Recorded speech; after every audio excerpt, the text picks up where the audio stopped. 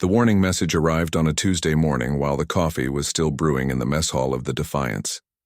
Tom Rivers was reviewing soil samples from the planet below when his communications officer burst through the door, tablet in, hand and face pale as winter snow. "Sir, you need to see this," Dave said, his voice shaking slightly. "It's from the Galactic Council." Tom set down his coffee mug and took the tablet. The message was written in the formal, flowery language that all Council communications used, but the meaning was crystal clear.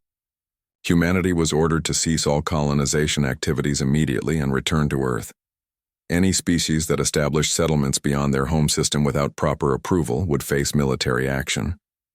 The captain read it twice, then looked out the viewport at the green and blue world spinning lazily below them. They had named it New Terra after 3 years of travel and 6 months of preparation. The landing shuttles were already loaded with equipment and eager colonists, families with children, scientists with dreams, farmers with seeds from Earth, all waiting for the word to begin their new lives. "How long until this reaches Earth?" Tom asked.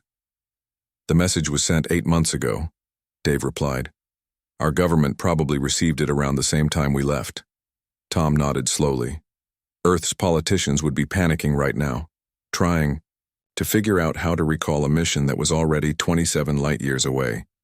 They would send messages ordering the Defiance to return, but those messages would take years to reach them. By then, it would be too late. The door opened again and Dr. Amy Foster walked in, followed by Chief Engineer Bill Hayes and Colony Administrator Mary Walsh.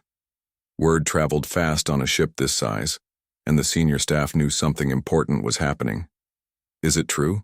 Amy asked. "Are they really trying to stop us?" Tom handed her the tablet. She read it quickly, her expression growing darker with each line. "This is insane," she said. "They want us to wait 50 years for approval? Most of us will be dead by then." "What about the people down there?" Bill asked, pointing toward the planet. "We've been talking to those plant creatures for weeks now. They seem friendly enough. The Council says they don't count as a real civilization." The Verdani were indeed unusual. They looked like walking trees with faces, moved slowly and communicated through chemical signals that their translators could barely interpret. But they had shown the humans safe places to land, warned them about dangerous animals, and even shared knowledge about edible plants. To dismiss them as primitive seemed cruel and stupid. Mary pulled up charts on her personal tablet. "We have 237 colonists ready to go," she said. "Engineers, doctors, teachers, farmers, children. They've sold everything they owned on Earth for this chance. Some families spent their entire life savings just to get here." Tom walked to the viewport and stared down at New Terra. The planet was perfect. Similar gravity to Earth, breathable atmosphere, plenty of water, and rich soil. Surveys showed vast mineral deposits and no dangerous diseases. It was everything they had hoped for and more. "Sir?" Dave was still waiting for orders. "What should I tell Earth Command?" The captain was quiet for a long moment. He thought about his daughter back on Earth, working in a factory because there were no jobs for artists anymore. He thought about the overcrowded cities, the polluted air, and the endless wars over resources. He thought about the families aboard his ship who had risked everything for a chance at something better. "Send a reply," Tom said finally. "Tell them the message was received and understood." Dave began typing on his tablet, but Tom held up a hand. "Also tell them we're proceeding with landing operations as planned." The room went completely silent. Amy stared at him with wide eyes. Bill's mouth fell open. Mary looked like she might faint. "Tom," Amy said carefully, "you know what this means. They'll send ships after us." "Let them try," Tom replied. "By the time any Council fleet reaches us, we'll be dug in so deep they'll need shovels to get us out." Dave looked up from his tablet, finger hovering over the send button. "Sir, are you sure about this? We're talking about defying the entire galactic government." Tom turned away from the viewport to face his staff. These people had followed him across the galaxy based on faith and hope. Now they were asking him to risk everything, their lives, their futures, their children's futures, on a single decision. "When humans first left Africa, did they ask permission?" Tom asked. When we crossed the oceans, did we wait for approval? When we went to the moon, did we check with anyone first? He walked to the center of the room, looking each of them in the eye. We've spent 3 years getting here. We've lost friends to engine failures and accidents. We've sacrificed everything for this chance. And now some aliens sitting in comfortable chairs think they can order us home with a piece of paper? Bill nodded slowly. The plant people seem to want us here. They've been helpful. The soil tests are perfect, Mary added. The climate models show this place could support millions of people eventually. Amy was the last to speak. As the ship's doctor, she had seen the medical files of every colonist. She knew their stories, their dreams, their desperate hopes for a better life. The children are so excited, she said quietly. Little Emma draws pictures of the house she wants to build. Tommy asks me every day when he can go swimming in the real ocean instead of the ship's pool. Tom smiled grimly. Then it's settled. Dave, send that message. Dave typed quickly and hit the transmission button. Somewhere in space, radio waves began carrying humanity's answer toward the council worlds. It would take months for the message to reach them, but Tom knew it would cause an uproar when it did. What happens now? Mary asked. Tom picked up his coffee mug and took a long sip. Now we get to work. We have a colony to build and families to take care of. The galaxy is about to learn something important about humans. What's that? Amy asked. Tom smiled, but there was steel in his eyes. We don't ask permission. We never have. Outside the viewport, New Terra continued its slow rotation, waiting patiently for its new inhabitants to arrive. The Harvest Festival was in full swing when the alien warship appeared in New Terra's sky. Children ran between the wooden tables, laughing and chasing fireflies that glowed like tiny stars. Adults shared stories over locally brewed ale while musicians played songs that mixed earth melodies with the strange, beautiful harmonies the Verdani had taught them. 3 months had transformed the empty plain into a thriving town. Prefabricated buildings from the Defiance formed the center, but the colonists had already started building with local materials. Stone houses with solar panels dotted the hillsides. Gardens grew vegetables from earth seeds alongside native fruits. The Verdani had recommended. The air smelled of wood smoke and fresh bread.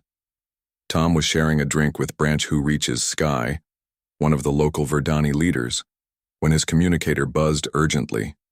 The plant-like alien's chemical signals translated as concern, and Tom felt the same worry growing in his stomach. Rivers here, he said into the device. Sir, we have a big problem, came Dave's voice from the Defiance in orbit.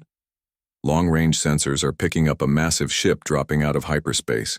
It's broadcasting council identification codes. Tom stood up slowly, his hand instinctively moving to his sidearm. Around him, other colonists were getting similar calls. The festive atmosphere began to fade as people realized something was wrong. How big? Tom asked. Battlecruiser class, sir. Maybe twice the size of anything we've ever seen. It's requesting immediate communication with colony leadership. Tom looked around at the festival. Families sat together at picnic tables. Children played games learned from both human and Verdani cultures. Old people shared stories while young couples danced under strings of lights. This was what they had risked everything to build. Patch them through to the town hall, Tom said. And Dave, activate the emergency protocols. Get everyone ready. The emergency protocols were something they had hoped never to use. Every colonist knew their job if hostile forces arrived. It wasn't a military plan. They had no real weapons beyond hunting rifles and construction tools. Instead, it was something uniquely human, organized stubbornness.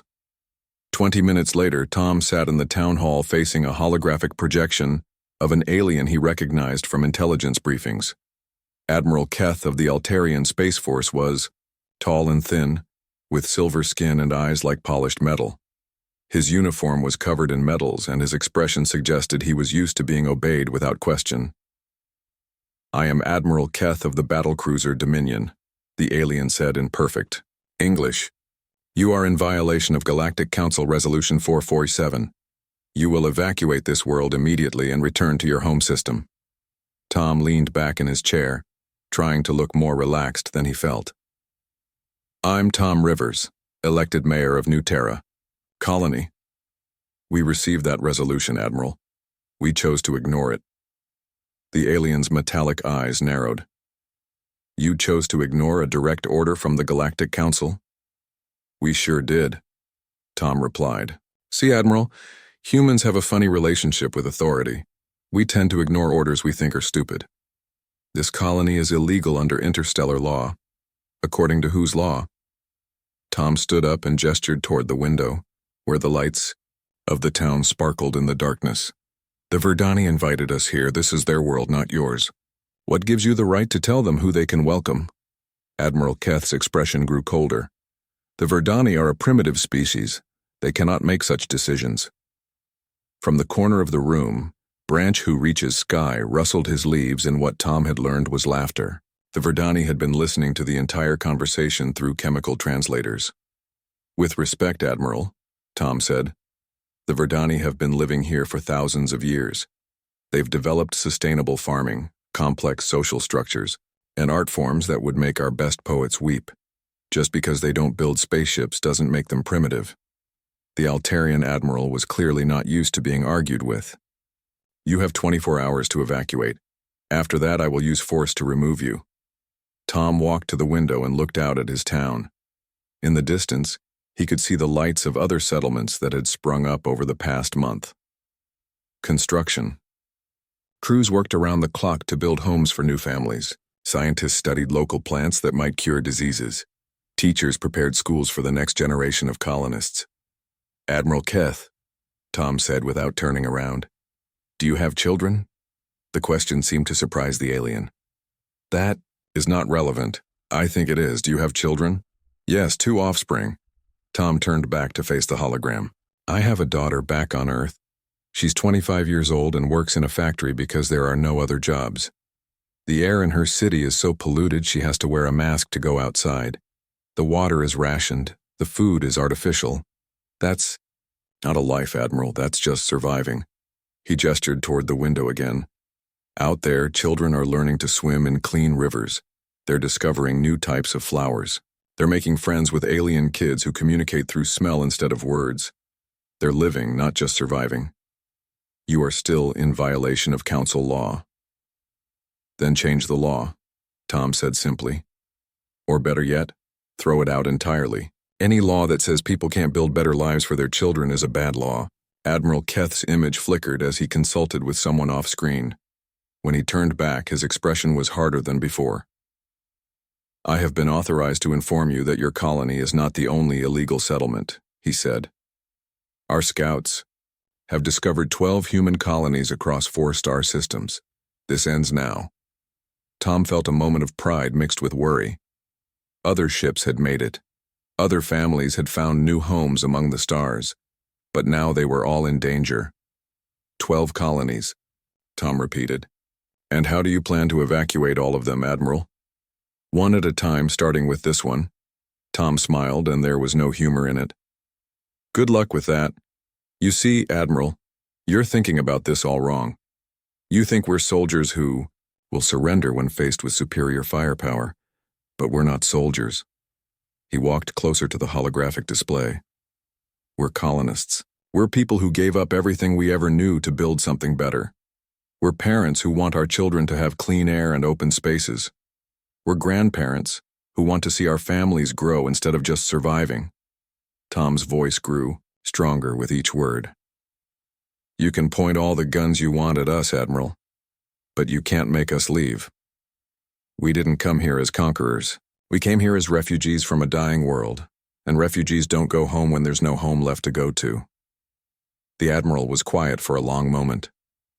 When he spoke again, his voice was puzzled. You would fight a battlecruiser with farming tools? If we have to, Tom replied. But Admiral, let me ask you something. How many people do you think it takes to run a battlecruiser? Approximately 3,000 crew members, Tom nodded. And how many people do you think it takes to hide in the woods and make your life miserable until you give up and go home? The hologram flickered and went dark. Outside, the festival had resumed, but now it had a different quality. People stood closer together. Parents held their children tighter. The music was more defiant than celebratory. Tom walked outside and found Branch who reaches sky waiting for him. The Verdani's chemical signals translated as determination mixed with ancient anger. The metal skins have told my people what to do for too long, the alien said. It is time for that to end. Tom looked up at the stars, where somewhere a battlecruiser was preparing to attack his home. Yes, he said quietly. I think it is. The emergency broadcast reached Earth's solar system on a quiet Sunday morning, but by evening it was being discussed in every bar, coffee shop, and family dinner table across 12 worlds. Mary Walsh had recorded the message herself, standing in New Terra's town square with children playing in the background and smoke rising from Verdani cooking fires. This is Mary Walsh, speaking for the free colonists of New Terra. Her voice crackled across subspace frequencies. The Galactic Council has ordered us to abandon our homes and return to Earth.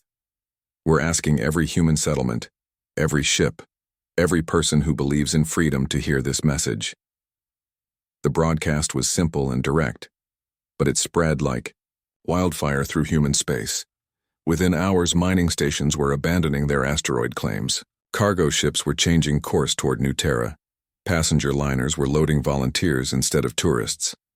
Tom stood in the colony's command center, watching long-range sensors track the approaching ships. Each blip represented hundreds of people who had decided to risk everything for strangers they had never met. 19 ships confirmed so far, Dave reported. Everything from luxury cruise liners to garbage haulers. The Golden Dream is actually carrying a full medical team and portable hospital equipment. Dr. Amy Foster looked up from her medical supplies inventory. We're going to need it. The Council fleet arrived 2 hours ago. 200 ships, Tom. We count 47 different species represented. Through the command center's windows, Tom could see the lights of the Council fleet in orbit.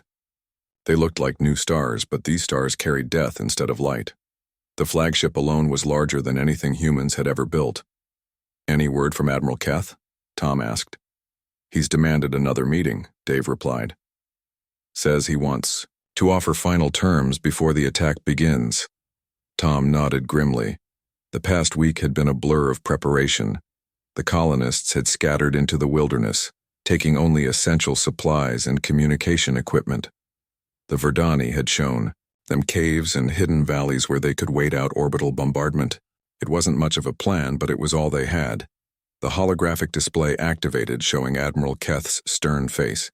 Behind him, Tom could see the bridge of the Dominion, all gleaming metal and blinking lights, designed to impress and intimidate. Mayor Rivers, the Admiral began, I'm offering you one final chance to surrender peacefully. Your reinforcements are impressive, but they cannot stand against a united Council fleet. Tom looked at the tactical display showing the human ships arranged in loose formation around New Terra.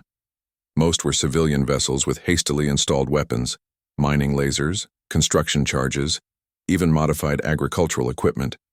Against the Council's military fleet, they looked like children's toys. Tell me something, Admiral, Tom said. How many of those ships in your fleet actually want to be here? The question seemed to catch the alien off guard. What do you mean? I mean, how many of those crews volunteered to come shoot up a bunch of farmers and their kids? How many of them are here because they believe in what they're doing, versus how many are here because you ordered them to be? Admiral Keth's expression darkened. Military discipline is not a concept humans appear to understand. Oh, we understand it, Tom replied. We just think there are more important things than following orders. Like protecting your family. Like building something better than what came before. Like standing up to bullies. The Admiral gestured toward the tactical display. You call us bullies, but look at your own forces.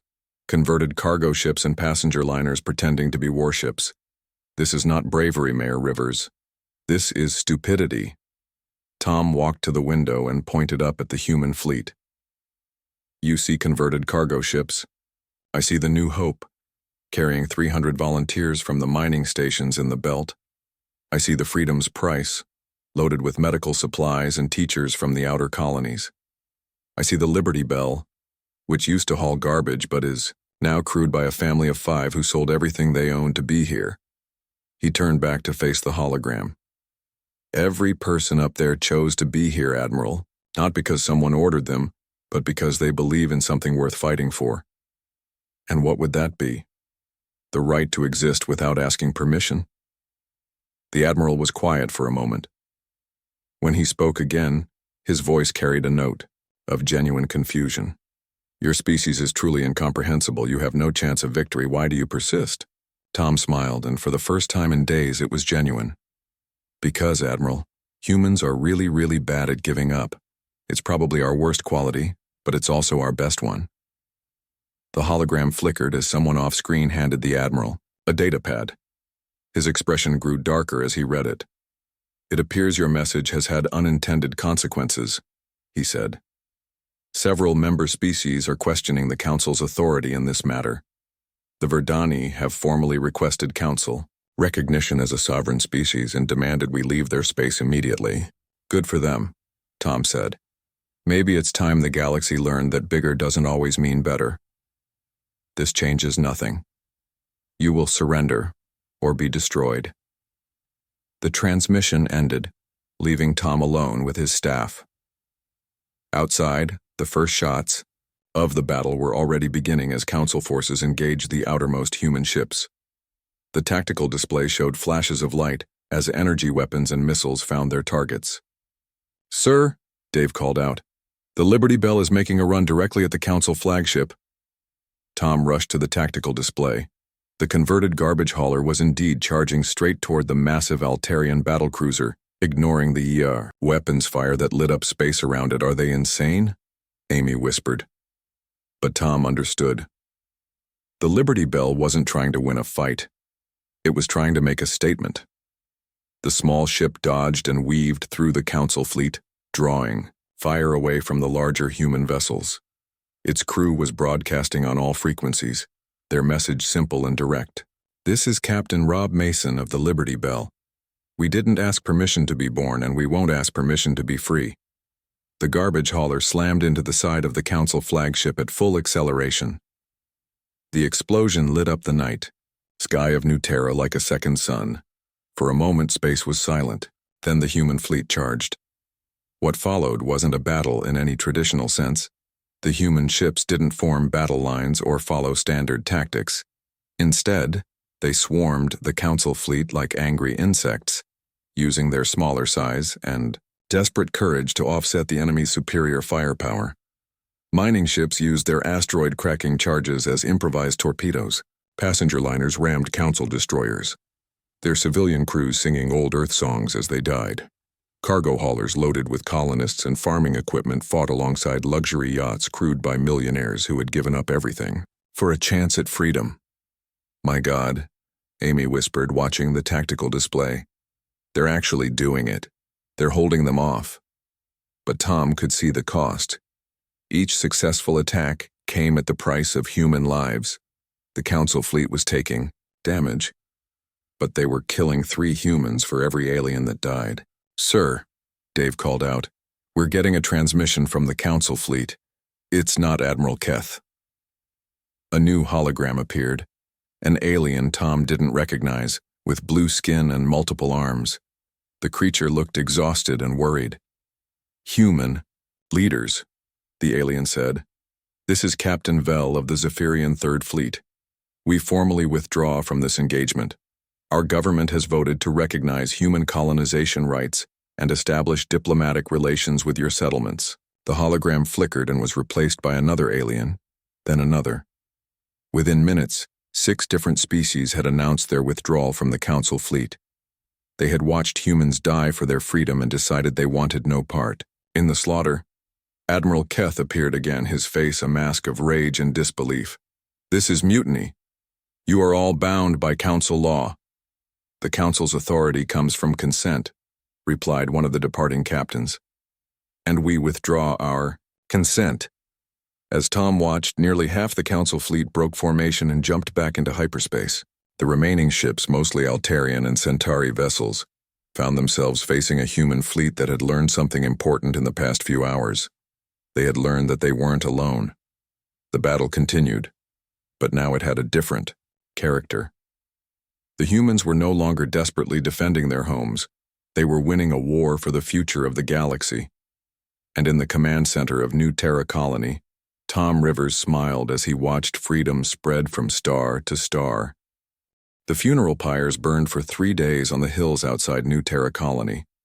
Each fire represented a ship that had died defending the colony, and each ship had carried dozens of humans who would never see their families again.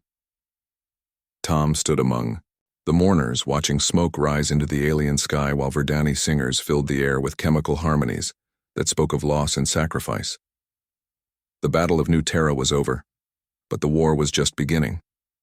Admiral Keith's remaining fleet had retreated to the edge of the system after losing more than half their ships to what they had expected to be an easy victory. Now they sat watching, waiting for reinforcements that might never come. "The casualty reports are final," Dr. Amy Foster said quietly, approaching Tom with a data pad. "We lost 43 ships and over 8,000 people. The Liberty Bell, New Hope, Freedom's Price, gone. Captain Mason, the Williams family, little Beth who wanted to be a pilot someday."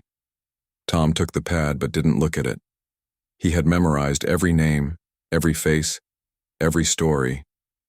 These weren't statistics. They were neighbors, friends, people who had shared meals and laughter just days before dying in the cold darkness of space. "What about the survivors?" he asked. 17 ships made it through with varying degrees of damage. The Golden Dream is running her medical bay at triple capacity. Captain Torres says they'll need at least a month in dry dock, but they're still flying. A young woman approached them, her colonial militia uniform torn and stained with grease. Emma Wells had been an engineer on the Defiance before the battle, but she had spent the past 3 days welding battle damage and organizing rescue operations. Now she looked like she had aged a decade in a week. "Sir," Emma said, "we're picking up massive hyperspace signatures. Something big is coming." Tom felt his heart sink. More council ships meant more death, more destruction, more children who would grow up without parents. But as he looked around at the mourners on the hillside, he saw something that made him pause. These people weren't broken. They were angry. The hyperspace signatures resolved into ships dropping out of faster-than-light travel at the edge of the system. But these weren't the sleek warships of the Council fleet. These were human vessels, dozens of them from every corner of human space. "Dave, get me a communication link," Tom ordered, jogging toward the command center. Minutes later, he was staring at a holographic display showing the bridge of a massive cargo vessel. The captain was a weathered woman with gray hair and eyes that had seen too much, but she smiled when she saw Tom. "Mayor Rivers," she said, "this is Captain Sandra Brooks of the Merchant Fleet Convoy. We heard you folks were having some trouble with the neighbors." "Captain Brooks," Tom replied, "good to see you, but this isn't a cargo run. We're at war with the Galactic Council." "I know exactly what this is," she replied. "That's why we're here. You see, Mayor, you're not the only ones who don't like being told what to do." The tactical display updated to show the new arrivals. What Tom had thought was a merchant convoy was actually a massive fleet of converted civilian ships, armed with everything from mining lasers to military-grade weapons that definitely weren't supposed to be in civilian hands. "Where did you get all this hardware?" Tom asked. Captain Brooks grinned. "Turns out a lot of military personnel don't much like the idea of shooting colonists either. Amazing how much equipment goes missing during transport when the supply officers start having moral objections." More hyperspace signatures appeared on the sensors. This time it was a mix of species: Zephyrian trade ships, Verdani biovessels, and others Tom didn't recognize. The rebel fleet was growing by the hour. "Tom," Dave called out, "Admiral Keth is requesting another meeting. He sounds different." The holographic display activated, showing the Altarian admiral on his ship's bridge, but the proud, arrogant officer from earlier had been replaced by someone who looked tired and confused. His uniform was rumpled, his expression uncertain. "Mayor Rivers," Admiral Keth began, "the situation has become complicated." "How so, Admiral?" "The Council has voted to reinforce my fleet with additional battle groups from 6 more species. However, 4 of those species have declared independence from the Council entirely. 2 others are experiencing what your people would call civil Wars between those who support the Council and those who support your cause. Tom leaned back in his chair. And what about your fleet, Admiral? Keth was quiet for a long moment. 17 of my ship captains have requested transfers. 5 have submitted formal complaints about the mission parameters. 3 have asked for asylum in human space. That sounds like your problem, not mine. Perhaps, but I have been authorized to offer you a compromise. Tom stood up and walked to the window. Below, colonists were rebuilding damaged structures and tending to wounded refugees from the destroyed ships. Children played in the gardens while their parents worked to expand the settlement. Life was continuing despite the war. I'm listening, Tom said. The Council will formally recognize human colonization rights in return for acceptance of certain restrictions. Limits on expansion rates, compliance with environmental protocols, submission to Council arbitration in territorial disputes. In other words, you want us to ask permission before we do anything. I want to prevent a galactic war, Keith replied. Your species has already inspired rebellion on 12 worlds. If this continues, the Council's authority will collapse entirely. Tom turned back to the holographic display. Admiral, can I ask you a personal question? If you must. When you were young, did you ever dream of exploring the galaxy? Of seeing new worlds, meeting new species, building something better than what your parents had? The question seemed to catch the alien off guard. That is not relevant to our current situation. I think it is, because I'm betting the answer is yes. I'm betting every intelligent species dreams of reaching for the stars. But somewhere along the way, you all got convinced that dreaming required paperwork. Tom walked closer to the hologram. Admiral, humans don't dream in committees. We don't file applications for hope. When we see something we want to build, we build it. When we see somewhere we want to go, we go there. When we see something that needs fixing, we fix it. Your species is chaos incarnate, Keth replied, but his voice lacked conviction. Our species is freedom incarnate, Tom corrected. And Admiral, freedom is contagious. You can't put it back in the bottle once people have tasted it. The transmission ended, leaving Tom alone with his thoughts. Outside, the sun was setting on New Terra, painting the sky in shades of orange and gold. In orbit, 2 fleets faced each other across the darkness of space, one fighting to maintain order, the other fighting for the right to exist. But Tom knew the real battle wasn't being fought in space. It was being fought in the hearts and minds of every intelligent being in the galaxy. And that was a battle humans had been winning for 300,000 years, one dream at a time. Emma approached him with another report. Sir, we're getting communications from colonies throughout human space. Albany Station has declared independence. New Manchester is refusing Council inspection teams. The Titan Mining Collective has voted to secede entirely. How many colonies? Total? 217 at last count, with more declaring independence every hour. Tom smiled. The Council had tried to stop human expansion by making an example of New Terra. Instead, they had shown the galaxy what humans did when cornered. They fought back, and they inspired others to fight alongside them. What are your orders, sir? Emma asked. Tom looked up at the stars where freedom was spreading from world to world like wildfire. Send a message to every human settlement, every allied species, every ship that believes in liberty. What should it say? Tell them we're not backing down. Tell them we're not giving up. Tell them that from now on, no one asks permission to be free. The message would take days to spread across the galaxy, but Tom knew it would be heard, and, more importantly, it would be believed. Because humans had learned something important during the Battle of New Terra, they weren't alone in wanting freedom. They were just the first ones willing to die for it. The meeting took place in the ruins of the old council chamber on Altair Prime, though calling it a meeting was generous. Representatives from 47 species crowded into a room designed for 7, while protesters filled the streets outside. Some carried signs demanding freedom, others called for a return to order. Most just wanted the fighting to stop. Tom walked through the chaos with Mary Walsh at his side, marveling at how much had changed in 6 months. The rigid hierarchy that had ruled the galaxy for centuries was crumbling, replaced by something messy, loud, and wonderfully unpredictable, Species that had never spoken to each other were forming alliances. Ancient enemies were finding common ground in their desire for independence. Nervous? Mary asked as they approached the entrance to the chamber. Terrified, Tom replied honestly. It's easier to fight a war than to figure out what comes after. The chamber fell silent as they entered.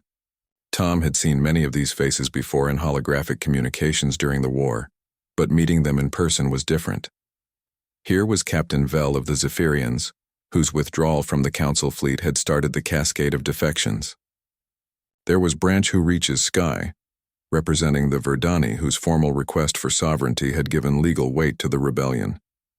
There was even Admiral Keth, looking uncomfortable in civilian clothes. At the center of the room stood Chancellor, Moore of the Centauri, one of the last die-hard supporters of the old Council system. The insectoid alien's compound eyes reflected the light like 1,000 tiny mirrors, and his mandibles clicked nervously as he watched the humans enter. This is highly irregular, Chancellor Moore announced, his translated voice sharp with disapproval. The Galactic Council does not negotiate with terrorists and rebels. Good thing we're not terrorists then, Tom replied, taking his seat at what had once been the observers section. We're just people who got tired of asking permission to live our lives. The past 6 months had been a whirlwind of change. The Battle of New Terra had sparked rebellions across the galaxy.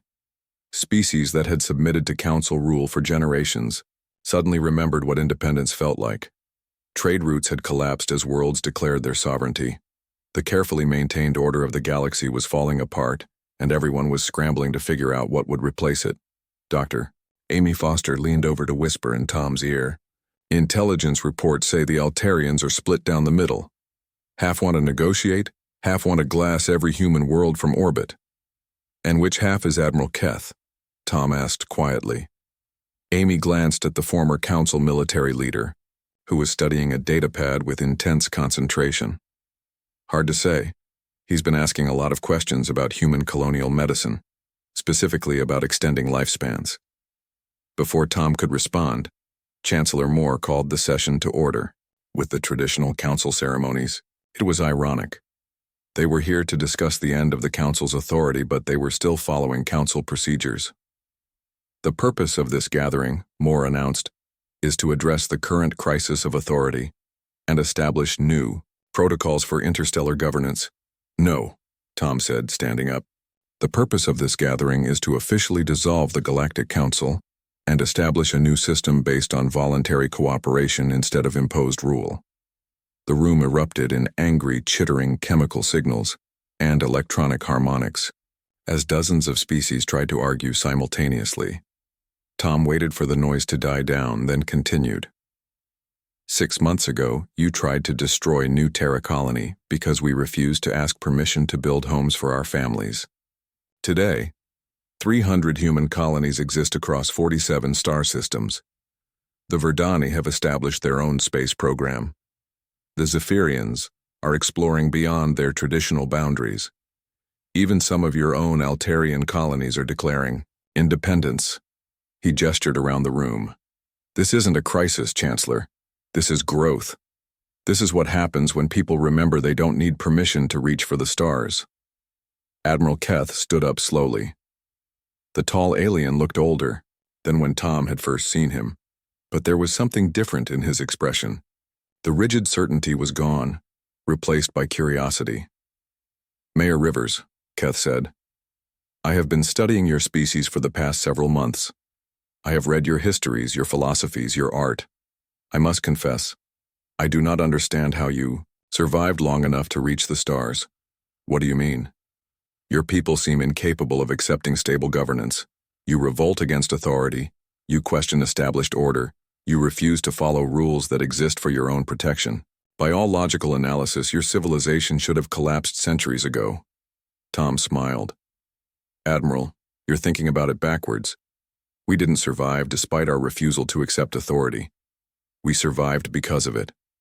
He walked to the center of the room, addressing not just Keth but all the assembled representatives. Every time humans got comfortable with the status quo, we started dying. Every time we accepted that this is just how things are, we stopped growing. Our greatest Achievements came when someone looked at the accepted wisdom and said, "That's stupid, let's try something better." Chancellor Moore's mandibles clicked frantically. "Chaos, you advocate for chaos." "I advocate for choice," Tom replied. "The choice to succeed or fail based on your own decisions, not someone else's rules." A new voice joined the conversation, Branch who reaches sky, speaking through chemical translators. "The metalskins ruled my people for 3,000 years. They told us we were too primitive for space travel, too slow for modern civilization, too different to have rights. We believed them because we thought they knew better." The Verdani representative's leaves rustled with what Tom had learned was anger. "Then we met humans who treated us as equals, who asked for our opinions, who learned our language instead of demanding we learn theirs. In 6 months, we went from primitive to partners. Because humans showed you technology," Chancellor Moore argued, "that is not the same as earning it." "They showed us respect," Branch who reaches sky corrected. "The technology came because we wanted to reach the stars alongside our friends." Captain Vel of the Zephyrians added her voice to the discussion. "The Council maintained order by keeping everyone in their assigned place. But order without growth is death. The humans reminded us that exploration and expansion are not privileges to be granted. They are natural rights to be exercised." Tom watched the debate with growing satisfaction. These beings were arguing, questioning, challenging each other's ideas. 6 months ago, such behavior would have been unthinkable in the council chamber. The Altarians spoke. Others listened. Decisions were made. Now everyone was talking at once, and somehow that felt more honest. "So what exactly are you proposing?" Admiral Keth asked during a brief lull in the arguments. Tom had been waiting for this question. "The Free Worlds Alliance, a voluntary association of independent systems based on mutual cooperation, not imposed authority. No species rules over another. No central government makes decisions for everyone else. If you want to join a cooperative mining venture, you negotiate the terms. If you want to explore new territory, you organize an expedition. If you want to trade with another species, you work out the details yourselves." "And if conflicts arise?" Chancellor Moore demanded. "If territorial disputes develop? If trade wars begin?" "Then the affected parties work it out like adults," Tom replied. "With mediation available from neutral parties if needed, but with the understanding that no outside authority can impose solutions." "Impossible," Moore declared. "Without central authority, there will be chaos. Wars will break out. Civilizations will collapse." Tom looked around the room at the representatives of species that had been enemies for generations, now working together to build something new. "Chancellor," he said quietly, "civilizations collapse when people stop believing in them. When they become so rigid and controlling that citizens would rather risk death than continue living under their rules." He gestured toward the window where the lights of Altair Prime sparkled in the darkness. "Your civilization didn't collapse because humans showed up. It collapsed because it stopped growing, stopped changing, stopped allowing people to reach for something better." Admiral Keth was quiet for a long moment, then asked, "And if we refuse?" "If the remaining council species choose to maintain the old system, then you maintain it," Tom replied with a shrug. "That's your choice, but you do it with your own species in your own space, by your own rules. The age of imposed authority is over, Admiral. From now on, every species gets to choose its own path." The debate continued for 3 more days, but the outcome was inevitable. The Galactic Council formally dissolved on the 4th day, replaced by the Free Worlds Alliance, a loose confederation based on voluntary cooperation and mutual respect. Not every species joined immediately. The Centauri and a few others maintained their traditional hierarchies in isolated systems. But most chose freedom, even if it meant uncertainty. A year later, Tom stood in the garden behind his house on New Terra, watching his granddaughter play with a young Verdani, who had sprouted from seeds brought by the colony's newest residents. The child was learning to communicate through chemical signals while the Verdani learned human languages. Both were planning to attend the new interspecies university being built on the moon. Mary Walsh found him there as the sun was setting, carrying a datapad with the latest reports from across the galaxy. 200 new colonies established this month, she said. 15 new species have achieved spaceflight with technical assistance from the Alliance. The Zephyrians and Altarians are planning a joint expedition to the Galactic Rim. Any problems? A few trade disputes, some territorial arguments, the usual growing pains. But they're working them out through negotiation instead of warfare. Tom nodded, watching the two children chase fireflies in the growing darkness. Emma asked me something yesterday, he said. What's that? She wanted to know why humans never ask permission. I told her it's because the best things in life, love, friendship, discovery, growth, can't be given by someone else. They can only be claimed by people brave enough to reach for them. Mary smiled. And what did she say? Tom chuckled, remembering his granddaughter's serious expression as she considered this wisdom. She said that sounded right, but she was going to ask the Verdani kids what they thought, just to be sure. Smart girl. Gets it from her grandfather, Tom replied, though they both knew she got it from something much older and more fundamental than family genetics. She got it from the same stubborn human refusal to accept limitations that had carried their species from cave paintings to colony worlds. Above them, the stars shone down on a galaxy where freedom was no longer a privilege to be granted, but a right to be exercised.